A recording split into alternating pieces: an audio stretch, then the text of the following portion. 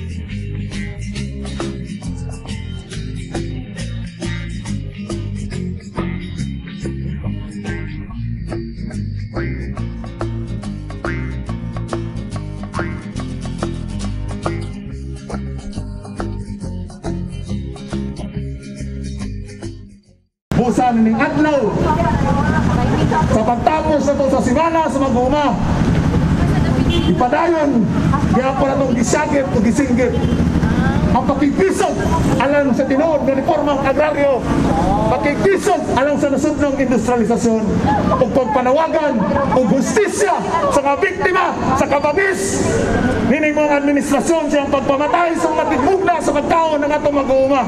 Stop killing our farmers! Pagaan o saktong ayuda o suporta ang katauhan. Ihunong na ang pagpanglutos o pagpanggukod sa mga aktivista o mga leader mag-uuma nining atong nasod. Ipadayon ang pakibisog alang sa nasod ng demokratikong kalingkawasan o ipadayon nato ang dugay ng pangandoy sa mag-uuma na kinahanglan ng ihatag sa magtitikan ang yuta o ihatag na nining gobernuha ang tinuod na ayuda at suporta alang sa atong mga tigmugna sa pagkaon kay kinilamang ang pasiguro nato na kita makalingkawas nining pandemya o krisis sa kalisod o kagutom karon sa atong mga kaigsunan.